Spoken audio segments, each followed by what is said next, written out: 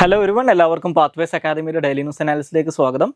So ഇന്ന് നമ്മൾ discuss ചെയ്യാൻ പോകുന്ന topics monetary policy committee, spark project, Gyan scheme, fast track special code scheme, codex alimentarius commission, population level genome sequencing, rise in malaria cases in India, places in news ആയിട്ട് ഹൗസി ഷംസി. അപ്പോൾ അതിൽ നമ്മൾ ആദ്യം discuss ചെയ്യാൻ പോകുന്നത് മോണിറ്ററി പോളിസി കമ്മിറ്റിയെ കുറിച്ചാണ്. So ഇന്ന് നമുക്ക് ഡിസ്കസ് ചെയ്യാനുള്ള ഫസ്റ്റ് ടോപ്പിക് എന്ന് പറയുന്നത് മോണിറ്ററി പോളിസി കമ്മിറ്റിയാണ്. സോ മോണിറ്ററി പോളിസി കമ്മിറ്റി ഇന്ത്യയിൽ ബേസിക്കലി മോണിറ്ററി പോളിസി തീരുമാനിക്കാനുള്ള അധികാരം നിയമങ്ങൾ അനുസരിച്ച് ബേസിക്കലി റിസർവ് ബാങ്ക് ഓഫ് ഇന്ത്യക്കാണ്. So reserve bank of India monetary policy decide ചെയ്യുന്നതിന് വേണ്ടിയിട്ട് ക്രിയേറ്റ് ചെയ്തിട്ടുള്ള ഒരു കമ്മിറ്റിയാണ് മോണിറ്ററി പോളിസി കമ്മിറ്റി എന്ന് പറയുന്നത്. അപ്പോൾ മോണിറ്ററി പോളിസി കമ്മിറ്റി നിലവിൽ വരുന്നത് 2016 2016 അതിനുവേണ്ടി Indian parliament reserve bank of India ആക്ടിനകത്ത് ഒരു അമെന്റ്മെന്റ് കൊണ്ടുവന്നിട്ടുണ്ടായിരുന്നു. അതാണ് RBI അമെന്റ്മെന്റ് ആക്ട് ഓഫ് 2016 എന്ന് പറയുന്നത്. ആ 2016 RBI അമെന്റ്മെന്റ് ആക്ടിന്റെ അടിസ്ഥാനത്തിലാണ് മോണിറ്ററി പോളിസി കമ്മിറ്റി നിലവിൽ വരുന്നത്. അപ്പോൾ ഈ അമെന്റ്മെന്റിലൂടെ RBI ആക്ടിനകത്ത് സെക്ഷൻ 45ZB എന്ന് പറയുന്ന ഒരു സെക്ഷൻ ആഡ് ചെയ്തിട്ടുണ്ട്. അതിലാണ് മോണിറ്ററി പോളിസി കമ്മിറ്റിയെ കുറിച്ച് പറയുന്നത്. സോ മോണിറ്ററി പോളിസി കമ്മിറ്റി എന്ന് പറയുന്നത് RBI ഗവർണർ ഉൾപ്പെടെ 6 മെമ്പേഴ്സ് അടങ്ങുന്ന ഒരു ബോഡിയാണ്. സോ നേരത്തെ സൂചിപ്പിച്ചതുപോലെ തന്നെ മോണിറ്ററി പോളിസി കമ്മിറ്റിയുടെ ജോലി എന്ന് പറയുന്നത് ഇന്ത്യയിലെ മോണിറ്ററി പോളിസിയായിട്ട് ബന്ധപ്പെട്ടുള്ള ബെഞ്ച് മാർക്ക് പോളിസി റേറ്റുകൾ, റിപ്പോ റേറ്റ് ഒക്കെ പോലുള്ള റേറ്റുകൾ ഫിക്സ് ചെയ്യുകയാണ്. അതിന്റെ ഭാഗമായിട്ട് നമുക്ക് ഇൻഫ്ലേഷനുമായിട്ട് ബന്ധപ്പെട്ടിട്ടുള്ള ചില ടാർഗറ്റ്സ് ഉണ്ട്. അത് നിലവിലെ ടാർഗറ്റ് എന്ന് പറയുന്നത് 4% ആണ്. അത് +or-2% അലൗഡ് ആണ്. ദാറ്റ് മീൻസ് 2% വരെ താഴാം, 6% വരെ വർദ്ധിക്കുകയും ചെയ്യാം. ഓക്കെ, അപ്പോൾ 2നും 6നും ഇടയിലാണ് നമ്മുടെ ഇപ്പോഴത്തെ ടാർഗറ്റഡ് ആയിട്ടുള്ള ഇൻഫ്ലേഷൻ റേറ്റ് എന്ന് പറയുന്നത്. ഒപ്റ്റിമലി അത് 4% ആണ്. സോ ഇതിനകത്ത് നമ്മുടെ ഇന്ത്യയുടെ ഇൻഫ്ലേഷൻ റേറ്റ് നിലനിർത്താൻ പറ്റുന്ന രീതിയിലുള്ള മോണിറ്ററി പോളിസി അല്ലെങ്കിൽ ബെഞ്ച് മാർക്ക് പോളിസി റേറ്റുകൾ ഫിക്സ് ചെയ്യലാണ് ഇവരുടെ ജോലി എന്ന് പറയുന്നത്. ഇനി മോണിറ്ററി പോളിസി കമ്മിറ്റിയുടെ കോമ്പോസിഷൻ ഞാൻ പറഞ്ഞു. ഇതിനകത്ത് 6 മെമ്പേഴ്സ് ആണുള്ളത്, ഇൻക്ലൂഡിങ് RBI ഗവർണർ. അപ്പോൾ RBI ഗവർണറാണ് മോണിറ്ററി പോളിസി കമ്മിറ്റിയുടെ ചെയർമാൻ എന്ന് പറയുന്നത്. അതുകൂടാതെ RBIയുടെ ഡെപ്യൂട്ടി ഗവർണർ, അതായത് മോണിറ്ററി പോളിസിയുടെ ഇൻചാർജുള്ള deputy governor, RBI board nominate ചെയ്യുന്ന ഒരു ഒഫീഷ്യല്, അതുകൂടാതെ ഗവൺമെന്റ് ഓഫ് ഇന്ത്യനെ റെപ്രസെന്റ് ചെയ്തുകൊണ്ടുള്ള 3 മെമ്പേഴ്സ്. ഓക്കെ, അതായത് നേരത്തെ മോണിറ്ററി പോളിസി ഡിസൈഡ് ചെയ്തുകൊണ്ടിരുന്നത് RBI മാത്രമാണെങ്കിൽ മോണിറ്ററി പോളിസി കമ്മിറ്റി നിലവിൽ വന്നതിന് ശേഷം ഗവൺമെന്റ് ഓഫ് ഇന്ത്യയുടെ റെപ്രസെന്റേറ്റീവ്സും അതിനകത്ത് ഉണ്ട്. അങ്ങനെ 3 പേര് ഗവൺമെന്റ് ഓഫ് ഇന്ത്യനെ റെപ്രസെന്റ് ചെയ്ത് വരും. സോ അവരെ നമ്മൾ ബേസിക്കലി ഔട്ട്സൈഡ് മെമ്പേഴ്സ് എന്നാണ് വിളിക്കുക, കാരണം അവർ RBI എന്നുള്ള ആൾക്കാരല്ലാത്തതുകൊണ്ട്. അപ്പോൾ ഈ ഗവൺമെന്റ് നോമിനേറ്റ് ചെയ്യുന്ന ഈ 3 മെമ്പേഴ്സിന്റെ കാലാവധി എന്ന് പറയുന്നത് 4 വർഷത്തേക്കാണ്. സോ 4 വർഷം കഴിയുമ്പോൾ അവർ മാറിക്കൊണ്ടിരിക്കും എന്ന് മനസ്സിലാക്കുക. അതുപോലെ തന്നെ മോണിറ്ററി പോളിസി കമ്മിറ്റിയുടെ മീറ്റിംഗ് ചേരാനുള്ള മിനിമം മെമ്പർഷിപ്പ്, അതായത് അതിന്റെ ക്വോറം എന്ന് പറയുന്നത് 4 മെമ്പേഴ്സ് ആണ്. പക്ഷെ അതിൽ ഈ 4 ആൾക്കാരിൽ ഒരാളെങ്കിലും RBI ഗവർണർ ആയിരിക്കണം എന്ന് നിർബന്ധമാണ്. സോ അപ്പോൾ RBI ഗവർണർ ഉൾപ്പെടെ 4 മെമ്പേഴ്സ് ചേർന്നാലാണ് മോണിറ്ററി പോളിസി കമ്മിറ്റിയുടെ ക്വോറം തികയുള്ളൂ. ഇനി അടുത്ത ടോപ്പിക് എന്ന് പറയുന്നത് സ്പാർക്ക് പ്രൊജക്റ്റിനെ കുറിച്ചാണ്. സോ ഇനി നമുക്ക് അടുത്തതായിട്ട് ഡിസ്കസ് ചെയ്യാനുള്ളത് സ്പാർക്ക് പ്രൊജക്റ്റിനെ കുറിച്ചാണ്. സോ സ്പാർക്ക് എന്ന് പറയുന്ന പ്രൊജക്റ്റിനെ കുറിച്ച് ഇപ്പോൾ ഡിസ്കസ് ചെയ്യുന്നതിന്റെ ഒരു കോണ്ടെക്സ്റ്റ് എന്ന് പറയുന്നത് ഇന്റർനാഷണൽ ലേബർ ഓർഗനൈസേഷനും അതുപോലെ തന്നെ international fund for agricultural development അല്ലെങ്കിൽ IFADയും കൂടി ചേർന്ന് മഹാരാഷ്ട്രയിലെ വുമൺ ഡെവലപ്മെന്റ് കോർപ്പറേഷനുമായിട്ട് കൂടി ചേർന്നുകൊണ്ട് ഈ സ്പാർക്ക് എന്ന് പറയുന്ന ഒരു പ്രൊജക്റ്റ് അവിടെ നടപ്പിലാക്കുന്നുണ്ട്. സോ ഈ സ്പാർക്ക് പ്രൊജക്റ്റ് കൊണ്ട് ഉദ്ദേശിക്കുന്നത്, സ്പാർക്ക് എന്ന് പറയുന്നത് sparking disability inclusive rural transformation എന്നാണ് ഇതിന്റെ ഫുൾ നെയിം എന്ന് പറയുന്നത്. അപ്പോൾ ഈ പ്രൊജക്റ്റിലൂടെ ഈ പേര് സൂചിപ്പിക്കുന്നത് പോലെ തന്നെ ഡിസേബിൾഡ് ആയിട്ടുള്ള ആളുകൾ അല്ലെങ്കിൽ ഡിസബിലിറ്റീസ് അനുഭവിക്കുന്ന ആളുകളെ മെയിൻ സ്ട്രീമിലേക്ക് കൊണ്ടുവരുന്നതിന് വേണ്ടിയിട്ട് ശ്രമിക്കുന്ന ഒരു പ്രൊജക്റ്റാണിത്. അപ്പോൾ ഇതിനകത്ത് ഈ ഡിസേബിൾഡ് ആയിട്ടുള്ള ആളുകളെ വില്ലേജുകളിൽ നിന്ന് ഐഡന്റിഫൈ ചെയ്യും, അവരെ ഈ ഡിസബിലിറ്റി ഇൻക്ലൂഷൻ ഫെസിലിറ്റേറ്റേഴ്സ് ആയിട്ട് ട്രെയിൻ ചെയ്തുകൊണ്ട് മെയിൻ സ്ട്രീമിലേക്ക് കൊണ്ടുവരികയാണ് ചെയ്യുന്നത്. അപ്പോൾ ഈ ഡിസബിലിറ്റി ഇൻക്ലൂഷൻ ഫെസിലിറ്റേറ്റേഴ്സ് കമ്മ്യൂണിറ്റിയുമായിട്ടും പേഴ്സൺസ് വിത്ത് ഡിസബിലിറ്റിയുമായിട്ടും കെയർ ഗിവേഴ്സ്, അതായത് ഡിസേബിൾഡ് ആയിട്ടുള്ള ആളുകളുടെ കെയർ ഗിവേഴ്സ്, അതുപോലെ തന്നെ വുമൺ സെൽഫ് ഹെൽപ്പ് ഗ്രൂപ്പുകൾ, അതുപോലെ തന്നെ മറ്റുള്ള സ്റ്റേക്ക് ഹോൾഡേഴ്സ് ഒക്കെ ആയിട്ട് കമ്മ്യൂണിക്കേറ്റ് ചെയ്തുകൊണ്ട് അല്ലെങ്കിൽ അവരുമായിട്ട് എൻഗേജ് ചെയ്തുകൊണ്ട് ഡിസബിലിറ്റി ഇൻക്ലൂഷനെ കുറിച്ചും ഈ ഇൻക്ലൂഷനുള്ള ബാരിയേഴ്സിനെ കുറിച്ചൊക്കെ ആളുകൾക്കിടയിൽ അവയർനെസ് വർദ്ധിപ്പിക്കുക എന്നുള്ളതാണ് ഇതിലൂടെ ഉദ്ദേശിക്കുന്നത്. ഇനി അടുത്ത ടോപ്പിക് എന്ന് പറയുന്നത് ഗ്യാൻ സ്കീമാണ്. സോ ഗ്യാൻ അല്ലെങ്കിൽ global initiative four academic networks എന്ന് പറയുന്നത് നമ്മുടെ ഗവൺമെന്റ് ഓഫ് ഇന്ത്യയുടെ കീഴിലുള്ള ministry of human resources development 2015 ആരംഭിച്ചിട്ടുള്ള ഒരു പദ്ധതിയാണ്. സോ ഈ പേര് സൂചിപ്പിക്കുന്നത് പോലെ തന്നെ ഇതുകൊണ്ട് ഉദ്ദേശിക്കുന്നത് ഈ ഇന്ത്യയിലെ ഹയർ എഡ്യൂക്കേഷൻ ഇൻസ്റ്റിറ്റ്യൂഷൻസിന്റെ ബേസിക്കലി നമ്മുടെ ഹയർ എഡ്യൂക്കേഷൻ ഇൻസ്റ്റിറ്റ്യൂഷൻസിലെയും അതുപോലെ തന്നെ ഇന്ത്യയുടെ അക്കാദമിക് റിസോഴ്സസിനകത്തൊക്കെ ഓഗ്മെന്റേഷൻ കൊണ്ടുവരാൻ വേണ്ടിയിട്ട്, അതുപോലെ തന്നെ ക്വാളിറ്റി റിഫോംസിനെ ആക്സലറേറ്റ് ചെയ്യാൻ, അതുപോലെ തന്നെ ഇന്ത്യയുടെ സയന്റിഫിക് ആൻഡ് ടെക്നോളജിക്കൽ കേപ്പബിലിറ്റീസിനെ സ്ട്രെങ്തൻ ചെയ്യുന്നതിനൊക്കെ വേണ്ടിയിട്ട് ഈ ലോകത്തിലുടനീളമുള്ള സയന്റിസ്റ്റുകൾ, എന്റർപ്രണേഴ്സ് ഇവരൊക്കെ ആയിട്ട് എൻഗേജ് ചെയ്യുന്നതിന് വേണ്ടിയിട്ടുള്ള ഒരു പദ്ധതിയാണ് ഈ ഗ്യാൻ എന്ന് പറയുന്നത്. അപ്പോൾ ഈ ഗ്യാനിന്റെ ലക്ഷ്യങ്ങളായിട്ട് പറയുന്നത്, ഒന്ന് ഇന്റർനാഷണൽ ഫാക്കൽറ്റി, ഇന്ത്യൻ അക്കാദമിക് ഇൻസ്റ്റിറ്റ്യൂഷൻസിലുള്ള ഇന്റർനാഷണൽ ഫാക്കൽറ്റീസിന്റെ ഫുട്ഫോൾ വർദ്ധിപ്പിക്കുക എന്നുള്ളതാണ്. രണ്ടാമതായിട്ട് ഇന്ത്യയിലെ ഫാക്കൽറ്റീസിന് ഈ പറയുന്ന ടീച്ചിങ് സ്കിൽസ്, അതുപോലെ തന്നെ കട്ടിംഗ് എഡ്ജ് ഏരിയാസ്, ഇങ്ങനെയുള്ള ഫീൽഡുകളിലൊക്കെ കൂടുതൽ കാര്യങ്ങൾ പഠിക്കാനും അതിനുള്ള ഓപ്പർച്യൂണിറ്റീസ് അല്ലെങ്കിൽ നോളജ് ഷെയർ ചെയ്യുന്നതിനൊക്കെ വേണ്ടിയിട്ടുള്ള ഓപ്പർച്യൂണിറ്റീസ് പ്രൊവൈഡ് ചെയ്യുക. അതുപോലെ തന്നെ ഇന്ത്യയിലെ സ്റ്റുഡൻസിന് ഈ ഇന്റർനാഷണലി റെപ്യൂട്ടഡ് ആയിട്ടുള്ള ഫാക്കൽറ്റീസിന്റെ അടുത്ത് നിന്ന് കാര്യങ്ങൾ പഠിക്കാനും എക്സ്പീരിയൻസ് ഷെയർ ചെയ്യുന്നതിനൊക്കെ വേണ്ടിയിട്ടുള്ള ഓപ്പർച്യൂണിറ്റി പ്രൊവൈഡ് ചെയ്യുക. അതുപോലെ തന്നെ ഈ റിസർച്ച് എസ്പെഷ്യലി റിസർച്ചുമായിട്ട് ബന്ധപ്പെട്ടിട്ടുള്ള ഫീൽഡുകളിൽ ഇന്റർനാഷണൽ ഫാക്കൽറ്റിയുമായിട്ട് കൊളാബറേറ്റ് ചെയ്തുകൊണ്ടുള്ള പ്രൊജക്റ്റുകൾ അല്ലെങ്കിൽ അത്തരത്തിലുള്ള പദ്ധതികൾ നടപ്പിലാക്കുന്നതിന് വേണ്ടിയിട്ടുള്ള ഒരു അവന്യൂ അല്ലെങ്കിൽ ഒരു അവസരം ഒരുക്കുക. അതുപോലെ തന്നെ ഈ നിഷ ഏരിയാസിലുള്ള ക്വാളിറ്റി കോഴ്സ് മെറ്റീരിയൽസ് പ്രിപ്പയർ ചെയ്യുക. അപ്പോൾ അതിന്റെ ഭാഗമായിട്ട് ഈ വീഡിയോസ്, അതുപോലെ തന്നെ പ്രിന്റഡ് ആയിട്ടുള്ള മെറ്റീരിയൽസ് ഒക്കെ കൊണ്ടുവരിക. ഇത്തരത്തിൽ ഈ പറയുന്ന കുറച്ചും കൂടി ലാർജർ ബോഡി ഓഫ് സ്റ്റുഡൻസിലേക്ക് എത്തിക്കാൻ വേണ്ടിയിട്ടുള്ള കാര്യങ്ങൾ ചെയ്യാം. അതുപോലെ തന്നെ ഈ ന്യൂ പെഡാഗോഗിക് മെത്തേഡ്സ്, ഈ നാഷണൽ ആൻഡ് ഇന്റർനാഷണൽ ഇമ്പോർട്ടൻസ് ഉള്ള ഇത്തരത്തിലുള്ള എമർജിങ് മെത്തേഡ്സിനെ കുറിച്ച് ഡോക്യുമെന്റേഷനും അല്ലെങ്കിൽ അതിന്റെ ഡെവലപ്മെന്റ് ഒക്കെ നടത്തുക തുടങ്ങിയ കാര്യങ്ങളാണ് ഇതിലൂടെ ഈ ഗ്യാൻ മിഷനിലൂടെ ഗവൺമെന്റിന്റെ ഒബ്ജക്റ്റീവ്സ് ആയിട്ട് പറയുന്നത്. ഇനി അടുത്ത ടോപ്പിക് എന്ന് പറയുന്നത് ഫാസ്റ്റ് ട്രാക്ക് സ്പെഷ്യൽ കോർട്ട് സ്കീമാണ്. സോ ഈ fast track special court scheme എന്ന് പറയുന്നത് 2019 ഇന്ത്യയുടെ ഡിപ്പാർട്ട്മെന്റ് ഓഫ് ജസ്റ്റിസ് ആരംഭിച്ചിട്ടുള്ള ഒരു പദ്ധതിയാണ്. സോ അപ്പോൾ ഇന്ത്യയിൽ ഈ സ്ത്രീകൾക്കെതിരായിട്ടുള്ള അതിക്രമങ്ങളൊക്കെ തടയുന്നതിന് വേണ്ടിയിട്ട് ഗവൺമെന്റ് എടുത്തിട്ടുള്ള ഒരുപാട് ഇനീഷ്യേറ്റീവ്സിൽ ഒന്നാണ് ഈ ഫാസ്റ്റ് ട്രാക്ക് സ്പെഷ്യൽ കോർട്ടുകൾ എന്ന് പറയുന്നത്. അപ്പൊ ഈ ഒരു പദ്ധതിയുടെ ഭാഗമായിട്ട് ഇത് 2019 ഒക്ടോബറിലാണ് ഡിപ്പാർട്ട്മെന്റ് ഓഫ് ജസ്റ്റിസ് ആരംഭിക്കുന്നത്. സോ അപ്പൊ അന്ന് പ്രഖ്യാപിക്കുന്ന സമയത്ത് ഇതിന്റെ ഒരു ലക്ഷ്യമായിട്ട് പറഞ്ഞിട്ടുണ്ടായിരുന്നത് അടുത്ത 2 വർഷത്തിനകത്ത് ഇന്ത്യയിൽ 1023 ഫാസ്റ്റ് ട്രാക്ക് സ്പെഷ്യൽ കോർട്ടുകൾ എസ്റ്റാബ്ലിഷ് ചെയ്യുക എന്നുള്ളതാണ്. അപ്പൊ അതിൽ തന്നെ ഏകദേശം 389ഓളം കോടതികൾ എന്ന് പറയുന്നത് പോക്സോ കോർട്ടുകളായിരിക്കും. അപ്പോൾ ഇന്ത്യയിൽ ഏകദേശം ഈ പദ്ധതിയുടെ ഭാഗമായിട്ട് എലിജിബിൾ ആയിട്ടുള്ള 31 സംസ്ഥാനങ്ങളും യൂണിയൻ ടെറിട്ടറീസും ആണ് ഉണ്ടായിരുന്നത്. അപ്പോൾ ഈ ഡിപ്പാർട്ട്മെന്റ് ഓഫ് ജസ്റ്റിസിന്റെ ഒക്കെ വെബ്സൈറ്റ് അനുസരിച്ച് അതിനകത്ത് ഏകദേശം 28 സംസ്ഥാനങ്ങളും യൂണിയൻ ടെറിട്ടറീസും ഓൾറെഡി ഇതിനകത്ത് ജോയിൻ ചെയ്തിട്ടുണ്ട്. അപ്പൊ ഇത്തരത്തിലുള്ള പുതിയ ഫാസ്റ്റ് ട്രാക്ക് സ്പെഷ്യൽ കോർട്ടുകളിൽ ഒരു ജുഡീഷ്യൽ ഓഫീസറും 7 സ്റ്റാഫ് മെമ്പേഴ്സും ഉണ്ടാവും. ഇതൊരു സെൻട്രലി സ്പോൺസേർഡ് ആയിട്ടുള്ള സ്കീമാണ്. സോ അപ്പോൾ ഈ സ്കീം അനൗൺസ് ചെയ്ത സമയത്ത് ഇനീഷ്യലി അത് 1 വർഷത്തേക്കുള്ള ഒരു പദ്ധതി, അതായത് 2 ഫിനാൻഷ്യൽ ഇയറുകളിലായിട്ട് സ്പ്രെഡ് ചെയ്ത് കിടക്കുന്ന 1 വർഷത്തേക്കുള്ള പദ്ധതി എന്ന് പറഞ്ഞിട്ടാണ് പ്രഖ്യാപിച്ചിട്ടുണ്ടായിരുന്നത്. അതായത് 2019, 2020, 2021 വർഷത്തേക്കായിരുന്നു ഇത് പ്രഖ്യാപിച്ചിട്ടുണ്ടായിരുന്നത്. പക്ഷെ പിന്നീട് ഇത് 2023 വരെ എക്സ്റ്റെൻഡ് ചെയ്തിട്ടുണ്ടായിരുന്നു. ഇപ്പൊ ഇത് വീണ്ടും ഒരു 3 വർഷത്തേക്ക് കൂടി 2026 വരെ ഈ പദ്ധതി എക്സ്റ്റെൻഡ് ചെയ്തിട്ടുണ്ട്. ഇനി ഇതുമായിട്ട് ബന്ധപ്പെട്ട് അറിഞ്ഞിരിക്കേണ്ട മറ്റൊരു കാര്യം എന്ന് പറയുന്നത്, ഈ പദ്ധതിയുടെ ഒരു റോബസ്റ്റ് ഇംപ്ലിമെന്റേഷന് വേണ്ടിയിട്ട് ഡിപ്പാർട്ട്മെന്റ് ഒരു ഓൺലൈൻ മോണിറ്ററിംഗ് ഫ്രെയിം വർക്ക്, അതായത് ഇതുമായിട്ട് ബന്ധപ്പെട്ടുള്ള കേസ് സ്റ്റാറ്റിസ്റ്റിക്സ് ഒക്കെ മോണിറ്റർ ചെയ്യുന്നതിന് വേണ്ടിയിട്ട് ഒരു മന്ത്ലി മോണിറ്ററിംഗിന് വേണ്ടിയിട്ടുള്ള online monitoring frame work create ചെയ്തിട്ടുണ്ട്. അതുപോലെ തന്നെ ഹൈക്കോടതികളിലെ രജിസ്ട്രാർ ജനറൽസുമായിട്ട് അതുപോലെ തന്നെ ഈ പദ്ധതിയുടെ സ്റ്റേറ്റ് ഫംഗ്ഷണറീസുമായിട്ട് റെഗുലർ റിവ്യൂ മീറ്റിങ്ങുകൾ നടത്തുന്നതിനുള്ള പ്രൊവിഷൻസും ഈ പദ്ധതിയുടെ ഭാഗമായിട്ടുണ്ട്. ഇനി അടുത്ത ടോപ്പിക് എന്ന് പറയുന്നത് കോഡെക്സ് അലിമെന്റാരിയസ് കമ്മീഷൻ ആണ്. സോ ഈ കോഡെക്സ് അലിമെന്റാരിയസ് കമ്മീഷൻ എന്ന് പറയുന്നത് ഒരു ഇന്റർ ഗവൺമെന്റൽ ഓർഗനൈസേഷൻ ആണ്. UN ഫുഡ് ആൻഡ് അഗ്രികൾച്ചറൽ ഓർഗനൈസേഷനും WHO കൂടി സംയുക്തമായി 1963 എസ്റ്റാബ്ലിഷ് ചെയ്തിട്ടുള്ള ഒരു ഇന്റർ ഗവൺമെന്റൽ ഓർഗനൈസേഷൻ ആണിത്. സോ ഇവരുടെ ജോലി എന്ന് പറയുന്നത് ബേസിക്കലി ഒരു ഇന്റർനാഷണൽ ലെവലിൽ ഒരു ജോയിന്റ് ഫുഡ് സ്റ്റാൻഡേർഡ് പ്രോഗ്രാം ആരംഭിക്കുക എന്നുള്ളതാണ്. അപ്പോൾ നമ്മുടെ ഇന്ത്യയിൽ ഈ FSSAI ഒക്കെ ചെയ്യുന്നതിന് സിമിലർ ആയിട്ടുള്ള രീതിയിൽ ഇന്റർനാഷണൽ സ്റ്റാൻഡേർഡിൽ ഈ ഫുഡ് ആൻഡ് ബിവറേജസിന് ഒരു ഇന്റർനാഷണൽ ലെവൽ സ്റ്റാൻഡേർഡ് ക്രിയേറ്റ് ചെയ്യുക എന്നുള്ളതാണ് ഇവർ ചെയ്യുന്നത്. ഇവരുടെ സെക്രട്ടേറിയറ്റ് എന്ന് പറയുന്നത് ഫുഡ് ആൻഡ് അഗ്രികൾച്ചറൽ ഓർഗനൈസേഷന്റെ ഹെഡ് ക്വാർട്ടേഴ്സിനകത്ത്, റോമിലുള്ള ഹെഡ് ക്വാർട്ടേഴ്സിൽ തന്നെയാണ് ഇവരും പ്രവർത്തിക്കുന്നത്.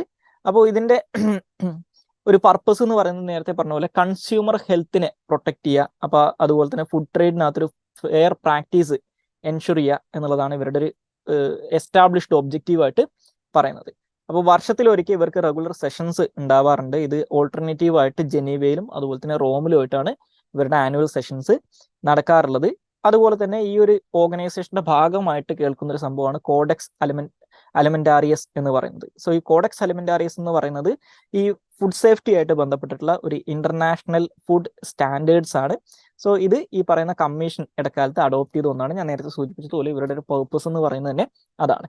സോ ഇത് നമ്മുടെ ലോകത്ത് കാണുന്ന പ്രധാനപ്പെട്ട എല്ലാ ഫുഡ്സും, ഇപ്പോൾ പ്രോസസ്ഡ് ആണെങ്കിലും സെമി പ്രോസസ്ഡ് ആണെങ്കിലും റോ ആണെങ്കിലും ഈ ഫുഡിന്റെ ഒക്കെ ഒരു സ്റ്റാൻഡേർഡ് ഇവർ സെറ്റ് ചെയ്തിട്ടുണ്ട്. അപ്പോൾ ഇത് ബേസിക്കലി ഈ കോഡെക്സ് പ്രൊവിഷൻസിനകത്ത് പ്രധാനമായിട്ടും ഇതിന്റെ ഹൈജീനിക് ആയിട്ടുള്ള കാര്യങ്ങൾ, nutritional quality of the food, അതുപോലെ തന്നെ microbiological norms, food additives, pesticide, അതുപോലെ തന്നെ വെറ്റിനറി ഡ്രഗ് റെസിഡ്യൂസ്, കണ്ടാമിനൻസ്, ഈ ഫുഡിന്റെ ലേബലിംഗ് ആൻഡ് പ്രസന്റേഷൻ, അതുപോലെ ഈ methods of sampling and risk analysis, ഈ കാര്യങ്ങളൊക്കെ ഉൾപ്പെടുന്ന ഒരു കാര്യമാണ് ഈ കോഡെക്സ് അലിമെന്റാറിയസ് എന്ന് പറയുന്നത്.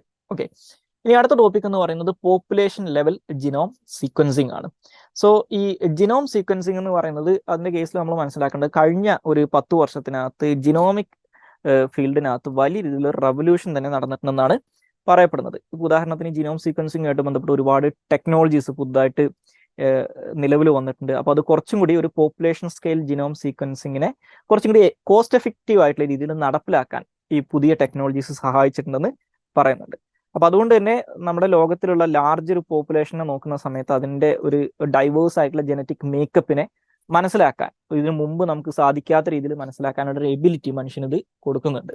അപ്പൊ ഇതുമായിട്ട് ബന്ധപ്പെട്ട് ഇന്ത്യയിൽ ഗവൺമെന്റിന്റെ ഭാഗത്തുനിന്നോ അല്ലെങ്കിൽ അല്ലാതെയൊക്കെ വന്നിട്ടുള്ള ജിനോം സീക്വൻസിങ് എഫേർട്സ് എന്തൊക്കെയാണെന്ന് അറിഞ്ഞിരിക്കുക.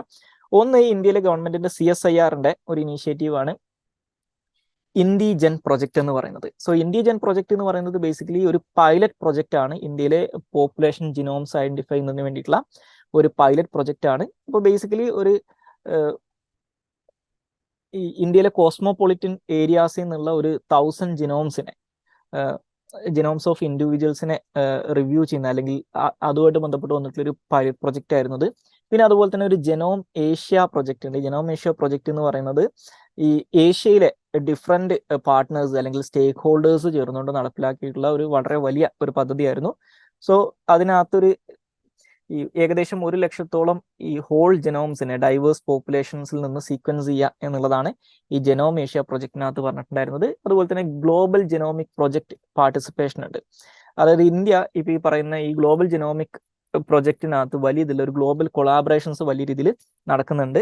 അപ്പൊ അതുകൊണ്ട് തന്നെ ഈ ഗ്ലോബൽ ലെവലിൽ നടക്കുന്ന ഒരു human heredity and health in Africa H3 Africa പ്രൊജക്റ്റിലൊക്കെ ഇന്ത്യ വലിയ ഇതിൽ കോൺട്രിബ്യൂട്ട് ചെയ്യുന്നതും ഇതിന്റെ ഭാഗമായിട്ട് നമുക്ക് കാണാൻ സാധിക്കും. ഇനി ഇതിന്റെ ഈ ജിനോം സീക്വൻസിങ്ങിന്റെ അഡ്വാൻറ്റേജസ് ആയിട്ട് പറയുന്ന കാര്യങ്ങൾ എന്ന് പറയുന്നത്, ഒന്നും അത് കുറച്ചുകൂടി ഒരു പ്രിസൈസ് ആയിട്ടുള്ള മെഡിക്കേഷൻ അല്ലെങ്കിൽ മെഡിസിന് വേണ്ടിയിട്ട് സഹായിക്കും. അതായത് ഇപ്പോൾ നമ്മുടെ ജിനോംസ് ഒക്കെ കൃത്യമായിട്ട് സീക്വൻസ് ചെയ്യാൻ പറ്റിക്കഴിഞ്ഞാൽ ഒരു കുറച്ചും കൂടി പേഴ്സണലൈസ്ഡ് ആയിട്ടുള്ള ഹെൽത്ത് കെയർ, ഒരു കുറച്ചും കൂടി ടൈലേർഡ് ആയിട്ടുള്ള രീതിയിൽ അല്ലെങ്കിൽ കുറച്ചും കൂടി കസ്റ്റമൈസ്ഡ് ആയിട്ടുള്ള ഒരു പേഴ്സണലൈസ്ഡ് ഹെൽത്ത് കെയർ പ്രൊവൈഡ് ചെയ്യാൻ അല്ലെങ്കിൽ ട്രീറ്റ്മെന്റ്സ് പ്രൊവൈഡ് ചെയ്യാൻ ഇത് ആളുകളെ സഹായിക്കും. കാരണം ആളുകളുടെ ജനറ്റിക് മേക്കപ്പിനെ കുറിച്ച് നമുക്ക് കൂടുതൽ നന്നായിട്ട് മനസ്സിലാക്കാൻ പറ്റുന്നുണ്ട്. അപ്പോൾ അത് സ്വാഭാവികമായിട്ടും ഈ ഹെൽത്ത് കെയറുമായിട്ട് ബന്ധപ്പെട്ടിട്ടുള്ള എഫിക്കസി അത് വർദ്ധിപ്പിക്കും. അതുപോലെ തന്നെ സൈഡ് എഫക്ട്സ് നമുക്ക് റെഡ്യൂസ് ചെയ്യാനും സാധിക്കും. മറ്റൊന്ന് ഡിസീസ് അണ്ടർസ്റ്റാൻഡിങ് ആണ്. അതായത് ഇത്തരത്തിൽ ഈ ഡിഫറെന്റ് പോപ്പുലേഷൻ സ്കെയിലുള്ള ജിനോംസിന്റെ ഈ പറയുന്ന വളരെ യുണീക്ക് ആയിട്ടുള്ള പോപ്പുലേഷൻ കമ്പോസിഷൻ ഒക്കെ നമ്മൾ നോക്കുന്ന സമയത്ത് ഈ ഡിസീസസ് പ്രിവലൻസ്, അതുപോലെ തന്നെ ഈ ബയോമാർക്കേഴ്സ്, ഈ ഡിസീസസിന് വരുന്ന ബയോമാർക്കേഴ്സ്, ഇതൊക്കെ നമുക്ക് കുറച്ചും കൂടി ബെറ്റർ ആയിട്ട് അണ്ടർസ്റ്റാൻഡ് ചെയ്യാൻ പറ്റും. അപ്പൊ അത് കുറച്ചും കൂടി ഈ പറയുന്ന ഡിസീസസിനുള്ള മരുന്നുകൾ കണ്ടുപിടിക്കാനും അല്ലെങ്കിൽ അതിനുള്ള കുറച്ചും കൂടി ടൈലേർഡ് ആയിട്ടുള്ള മെഡിസിൻസ് പ്രൊവൈഡ് ചെയ്യാനൊക്കെ ഹെൽപ്പ് ചെയ്യും. അപ്പോൾ ഡിസീസിനെ കുറച്ചും കൂടി ബെറ്റർ ആയിട്ട് അണ്ടർസ്റ്റാൻഡ് ചെയ്യാൻ പറ്റുമെന്ന് മനസ്സിലാക്കുക.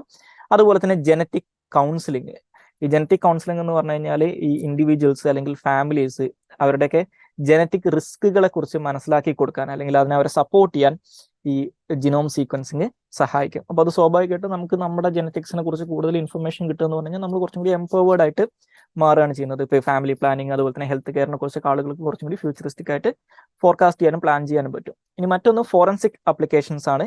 ഇപ്പോൾ ക്രിമിനൽ ഇൻവെസ്റ്റിഗേഷൻസ്, അതുപോലെ തന്നെ DNA പ്രൊഫൈലിങ്ങിലൂടെ ആളുകളെ ഐഡന്റിഫൈ ചെയ്യുക, അതുപോലെ തന്നെ ഈ ഫോറൻസിക് സയൻസിന്റെ ആക്യുറസി അല്ലെങ്കിൽ റിലയബിലിറ്റി കുറച്ചും കൂടി വർദ്ധിപ്പിക്കാനൊക്കെ ഇത് സഹായിക്കും. അതുപോലെ തന്നെ ജിനോമിക് ഡ്രിവൺ ആയിട്ടുള്ള പബ്ലിക് ഹെൽത്ത് നമുക്ക് പുതിയ ഒരു കാലഘട്ടത്തിലേക്ക് വേണ്ടി ബിൽഡ് ചെയ്യാൻ, അത് ഡിസിഷൻ മേക്കേഴ്സിനെയും ഹെൽത്ത് കെയറിനൊക്കെ വലിയ രീതിയിൽ സഹായിക്കും. കുറച്ചും കൂടി ഇൻഫോംഡ് ആയിട്ടുള്ള ഡിസിഷൻസ് എടുക്കാൻ പറ്റും എന്നുള്ളതുകൊണ്ട്. അതുപോലെ തന്നെ കുറച്ചും കൂടി നമുക്ക് ഈ ഹ്യൂമൻ എവല്യൂഷനെ കുറിച്ച്, അതുപോലെ തന്നെ മൈഗ്രേഷൻ പാറ്റേൺസിനെ കുറിച്ചൊക്കെ കുറച്ചും കൂടി വൈഡർ സ്കെയിലിൽ കുറച്ചും കൂടി പ്രിസൈസ് ആയിട്ടുള്ള രീതിയിൽ മനസ്സിലാക്കാൻ ഇത് സഹായിക്കും. ഇനി ഇതിന്റെ ചാലഞ്ചസ് എന്ന് പറയുന്നത് ഒന്നാമത്തത് ഡാറ്റ സ്റ്റോറേജ് ആൻഡ് മാനേജ്മെന്റ് ആണ്. അതായത് ഈ ജിനോം സീക്വൻസിംഗ് എന്ന് പറയുന്നത് ലാർജർ ജിനോമിക് ആയിട്ടുള്ള ഡാറ്റ വരുന്ന ഒരു സംഭവമാണ്. അപ്പോൾ അതുകൊണ്ട് തന്നെ ഈ വളരെ അഡ്വാൻസ്ഡ് ആയിട്ടുള്ള കമ്പ്യൂട്ടേഷണൽ ഇൻഫ്രാസ്ട്രക്ചർ സ്റ്റോറേജിനും റിട്രീവലിനും എഫിഷ്യന്റ് മാനേജ്മെന്റിനും ആവശ്യമുണ്ട്. പിന്നെ ഇതിന്റെ ഏറ്റവും വലിയൊരു പ്രശ്നം എന്ന് പറയുന്നത് ഇതിന്റെ എത്തിക്കൽ ആൻഡ് പ്രൈവസി പ്രോബ്ലംസ് ആണ്. അതായത് ഒരാളുടെ ഈ ജനറ്റിക്സ് ഒക്കെ എന്നൊക്കെ പറയുന്നത് ഹൈലി പ്രൈവറ്റ് ആയിട്ടുള്ള ഒരു കാര്യമാണ്. അപ്പോൾ ആ ഒരു കാര്യത്തിന് അതിന്റെ ഒരു സെൻസിറ്റീവ് നേച്ചർ നമുക്ക് അതിൽ നിന്ന് മനസ്സിലാക്കാൻ പറ്റണം. അപ്പോൾ ഇതിന്റെ ഒരു എത്തിക്കൽ സൈഡ് ഉണ്ട്, എത്തിക്കൽ ക്വസ്റ്റ്യൻ ഉണ്ട്. അത് കൺസെന്റ്, പ്രൈവസി പോലുള്ള കാര്യങ്ങളായിട്ട്, അതുപോലെ തന്നെ റെസ്പോൺസിബിൾ യൂസ്, ഇതിന് വരാൻ സാധ്യതയുള്ള പൊട്ടൻഷ്യൽ മിസ്യൂസ്, ഇങ്ങനെയുള്ള കാര്യങ്ങളൊക്കെ ഒരു പ്രശ്നമായിട്ട് വരും. അതുപോലെ തന്നെ ഇതിന്റെ ഇന്റർപ്രിട്ടേഷൻ കോംപ്ലക്സിറ്റി ഉണ്ട്. അതായത് ഈ ജിനോമിക് ഇൻഫർമേഷന്റെ ഒരു സ്വഭാവം എന്ന് പറയുന്നത് ഹൈലി ഇൻട്രിക്കേറ്റ് ആയിട്ടുള്ള അല്ലെങ്കിൽ ഹൈലി കോംപ്ലിക്കേറ്റഡ് ആയിട്ടുള്ള കാര്യങ്ങളാണ്. അപ്പൊ അത് നമ്മൾ എങ്ങനെ ഇന്റർപ്രറ്റ് ചെയ്യും എന്നുള്ളത് വളരെ ചാലഞ്ചിങ് ആയിട്ടുള്ള ഒരു ആസ്പെക്റ്റ് ആണ്.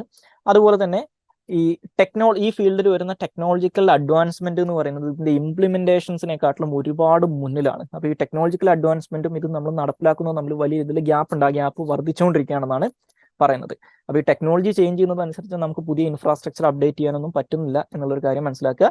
അതുപോലെ തന്നെ ഇപ്പോഴത്തെ അവസ്ഥയിൽ അതിന്റെ കോസ്റ്റ് കൺസ്ട്രെയിൻസ്, അതായത് ഈ ടെക്നോളജിക്കകത്ത് ഒരുപാട് വർധനവ് വന്നിട്ടുണ്ടെന്നൊക്കെ പറഞ്ഞു കഴിഞ്ഞാലും ഇത് മറ്റുള്ള കാര്യങ്ങളുമായിട്ട് പബ്ലിക് ഹെൽത്ത് കെയർ ഒക്കെ ആയിട്ട് കമ്പയർ ചെയ്യുന്ന സമയത്ത് ഹൈലി കോസ്റ്റ്ലി ആയിട്ടുള്ള ഒരു സംഭവമാണ്. അപ്പോൾ അതൊരു ലാർജ് സ്കെയിലൊക്കെ ഇംപ്ലിമെന്റ് ചെയ്യുക എന്ന് പറയുന്നത് ഇന്ത്യയെ പോലെ ഇപ്പോഴും നമുക്ക് ഹെൽത്ത് കെയർ, ഒരു ലാസ്റ്റ് മൈൽ ഹെൽത്ത് കെയർ ഇപ്പോഴും നമുക്ക് പൂർണ്ണമായിട്ട് കൊടുക്കാൻ പറ്റാത്ത ഒരു രാജ്യം എന്നുള്ള രീതിയിൽ നമ്മൾ ചിന്തിക്കുന്ന സമയത്ത് ഇത് ഈ കോസ്റ്റിനെ നമ്മൾ എങ്ങനെ ന്യായീകരിക്കും എന്നുള്ളത്, അല്ലെങ്കിൽ ഇതാണ് നമ്മുടെ പ്രയോറിറ്റി കൊടുക്കേണ്ടത് എന്നുള്ളത് വലിയൊരു ക്വസ്റ്റ്യൻ ആണ്. ഇനി അടുത്ത ടോപ്പിക് എന്ന് പറയുന്നത് rice in malaria cases in India എന്നുള്ളതാണ്. സോ ഇന്ത്യയിൽ ഈ മലേറിയ കേസസ് വലിയ രീതിയിൽ കൂടുന്നതായിട്ടുള്ള ഒരു റിപ്പോർട്ട് ഇപ്പോൾ ഈ അടുത്ത് വന്നിട്ടുണ്ടായിരുന്നു. ഇപ്പോൾ 2022 ലോകത്തിലുള്ള മൊത്തം ഈ സൗത്ത് ഈസ്റ്റ് ഏഷ്യ റീജിയനിലുള്ള മൊത്തം മലേറിയ കേസസിൽ ഏകദേശം 66% ഇന്ത്യയിലാണ് നടന്നിട്ടുള്ളതെന്നാണ് പറയുന്നത്. ഓക്കെ, അപ്പൊ ഇതിനെക്കുറിച്ച് world malaria report 2022 WHO south east Asia region ആയിട്ട് ബന്ധപ്പെട്ടുള്ള വേൾഡ് മലേറിയ റിപ്പോർട്ട് 2023 ഇതിനെക്കുറിച്ച് പറയുന്നത്. അതുപോലെ തന്നെ ഏകദേശം ഈ റീജിയനിലുള്ള 46% മലേറിയ ഇൻഫെക്ഷൻസിൻ്റെയും കാരണം എന്ന് പറയുന്നത് പ്ലാസ്മോഡിയം വൈവാക്സ് എന്ന് പറയുന്ന ഒരു പ്രോട്ടോസോൺ പാരസൈറ്റ് ആണെന്ന് പറയുന്നുണ്ട്. അപ്പൊ അതൊരു ഹ്യൂമൻ പാത്തജനും കൂടിയാണ്. സോ അത് ഈ റിക്കറിങ് മലേറിയക്കുള്ള ഒരു പ്രധാനപ്പെട്ട കാരണമായിട്ട് പറയുന്നതും ഇതാണ്. അപ്പൊ ആ ഒരു കോണ്ടെക്സ്റ്റിലാണ് ഇന്ത്യയിലെ മലേറിയ ഡിസീസിനെ കുറിച്ച് പറയുന്നത്. അപ്പൊ ഇന്ത്യയിൽ എന്തുകൊണ്ട് മലേറിയ ഡിസീസ് വലിയ രീതിയിൽ സ്പ്രെഡ് ആവുന്നു എന്ന് വെച്ച് കഴിഞ്ഞാൽ, ഒന്ന് ഈ ക്ലൈമറ്റ് ചേഞ്ചും അതുമായിട്ട് ബന്ധപ്പെട്ട് വരുന്ന വെക്ടർ പ്രോലിഫറേഷനുമാണ്. അതുപോലെ തന്നെ ഈ അർബനൈസേഷൻ, വലിയ റാപ്പിഡ് ആയിട്ടുള്ള അർബനൈസേഷൻ നടക്കുന്നു, വലിയ രീതിയിലുള്ള പോപ്പുലർ മൂവ്മെന്റ് അങ്ങോട്ടും ഇങ്ങോട്ടും നടക്കുന്നു.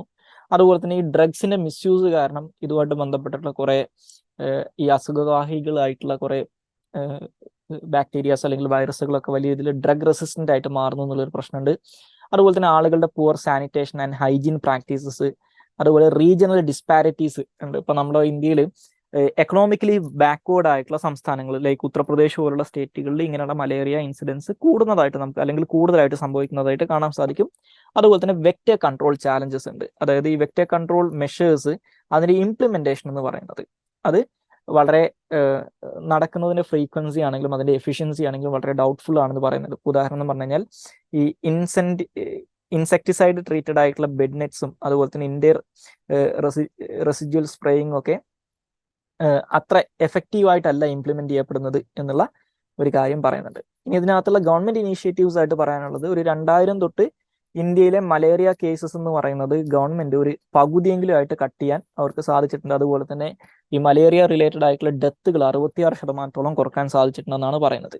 അതുപോലെ തന്നെ 2016-2030 കാലഘട്ടത്തിലേക്ക് ഇന്ത്യയുടെ ഒരു national framework four malaria elimination എന്ന് പറയുന്ന പദ്ധതി 2016 നമ്മൾ അനൗൺസ് ചെയ്തിട്ടുണ്ടായിരുന്നു.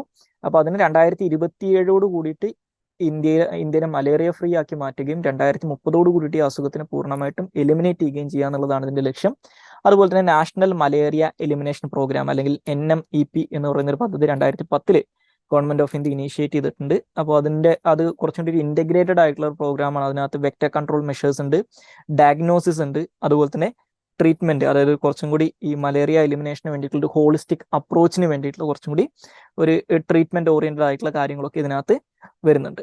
ഇനി അതുപോലെ തന്നെ ഒരു ഇൻ്റഗ്രേറ്റഡ് വെക്റ്റർ മാനേജ്മെൻറ്റ് സിസ്റ്റം ഇതിന് സമാനമായിട്ടുള്ള രീതിയിൽ നമ്മൾ ഡിപ്ലോയ് ചെയ്തിട്ടുണ്ട്. അപ്പോൾ അതിനകത്ത് ഈ ഇൻസെക്ടിസൈഡ് ട്രീറ്റഡ് ആയിട്ടുള്ള bed net, indoor residual spraying, ഈ മലേറിയ എൻഡമിക് ആയിട്ടുള്ള ഏരിയാസിലൊക്കെ ഇങ്ങനെയുള്ള കാര്യങ്ങൾ, അതുപോലെ തന്നെ അതിൻ്റെ ഭാഗമായിട്ട് മോസ്കിറ്റോസിനൊക്കെ കൺട്രോൾ ചെയ്യുന്നതിന് വേണ്ടിയിട്ടുള്ള കുറേ മെഷേഴ്സ് ഒക്കെ ഇതിനകത്ത് വരുന്നുണ്ട്. പിന്നെ അതുപോലെ തന്നെ increased government funding. 2019 government of India malaria എലിമിനേഷന് വേണ്ടിയിട്ടുള്ള അല്ലെങ്കിൽ national vector borne disease control പ്രോഗ്രാമിന് വേണ്ടിയിട്ടുള്ള ഫണ്ടിങ് 25% വർദ്ധിപ്പിച്ചതായിട്ട് നമുക്ക് കാണാൻ പറ്റും. അതുപോലെ തന്നെ ഈ എയ്ഡ്സ്, ടെബക്കുലോസിസ്, മലേറിയനൊക്കെ ഫൈറ്റ് ചെയ്യുന്നതിന് വേണ്ടിയിട്ടുള്ള ഇന്ത്യയുടെ ഡൊണേഷനും വലിയ ഇതിൽ ഈ കാലഘട്ടത്തിൽ ഇൻക്രീസ് ചെയ്ത് നമുക്ക് കാണാൻ പറ്റും. അതുപോലെ തന്നെ കപ്പാസിറ്റി ബിൽഡിംഗ് ആൻഡ് ട്രെയിനിങ്ങിന് വേണ്ടിയിട്ട് ഈ ഹെൽത്ത് കെയർ പ്രൊഫഷണൽസിനൊക്കെ ഈ മലേറിയനെ ഫൈറ്റ് ചെയ്യുന്നതിന് വേണ്ടിയിട്ട് ട്രെയിൻ ചെയ്യാനും അതുപോലെ തന്നെ കപ്പാസിറ്റി ബിൽഡ് ചെയ്യുന്നതിന് വേണ്ടിയിട്ടും ആക്യുറേറ്റ് ആയിട്ടുള്ള ഡയഗ്നോസിസ് ആൻഡ് എഫക്റ്റീവ് ട്രീറ്റ്മെന്റ് കൊടുക്കുന്നതിനൊക്കെ വേണ്ടിയിട്ടുള്ള കുറേ പദ്ധതികളും ഗവൺമെന്റ് നടപ്പിലാക്കിയിട്ടുണ്ട്. ഇനി നമുക്ക് അവസാനമായിട്ട് ഡിസ്കസ് ചെയ്യാനുള്ളത് പ്ലേസസ് ഇൻ ന്യൂസ് ആണ്. അത് ഹൗസി ഷംസി ആണ്. സോ ഹൗസി ഷംസി എന്ന് പറയുന്നത്, സോ ഇനി നമുക്ക് അവസാനമായിട്ട് ഡിസ്കസ് ചെയ്യാനുള്ളത് പ്ലേസസ് ഇൻ ന്യൂസ് ആണ്. അത് ഹൗസി ഷംസി ആണ്. സോ ഹൗസി ഷംസി എന്ന് പറയുന്നത് 13-ാം നൂറ്റാണ്ടിൽ ഇൽത്തുമിഷിന്റെ കാലഘട്ടത്തിൽ നിർമ്മിക്കപ്പെട്ടിട്ടുള്ള ഡൽഹിയിൽ ലൊക്കേറ്റ് ചെയ്തിട്ടുള്ള ഒരു വാട്ടർ സ്റ്റോറേജ് റിസർവോയർ ആണ്. ഇത് ഷംസി തലബ് എന്നുള്ള പേരിലും അറിയപ്പെടുന്നുണ്ട്. സോ അപ്പോൾ ഈ ഒരു വാട്ടർ സ്റ്റോറേജിന്റെ അല്ലെങ്കിൽ ഈ ഒരു റിസർവോയറിന്റെ തൊട്ടടുത്തായിട്ടാണ് ഒരു ജഹാസ് മഹൽ എന്ന് പറയുന്ന ഒരു പാലസും ഈ ലോധി ഡൈനാസ്റ്റിയുടെ സമയത്ത്, പിന്നീട് വന്നിട്ടുള്ള ലോധി ഡൈനാസ്റ്റിയുടെ സമയത്ത് നിർമ്മിക്കപ്പെട്ടിട്ടുള്ളത്. അതുപോലെ തന്നെ ഈ ഒരു വാട്ടർ റിസർവോയറിന്റെ എഡ്ജസിലായിട്ട് നമുക്ക് ഒരു 17th സെഞ്ചുറി പേർഷ്യൻ റൈറ്റർ ഉണ്ടായിരുന്നു, മുഗൾ കോർട്ടിലുണ്ടായിരുന്ന അബ്ദുൽ ഹക്ക് ദഹ്ലാവി എന്ന് പറയുന്ന അദ്ദേഹത്തിന്റെ ശവകുടീരവും കാണാൻ സാധിക്കും. ഇത് ലൊക്കേറ്റ് ചെയ്തിരിക്കുന്നത് ഡൽഹിയിലെ മെഹ്റോളി എന്ന് പറയുന്ന പ്രദേശത്താണ്. സോ ഇത്രയും കാര്യങ്ങളാണ് ഇന്നത്തെ ഡെയിലി ന്യൂസ് അനാലിസിനകത്ത് ഡിസ്കസ് ചെയ്യാനുള്ളത്. Thank you all.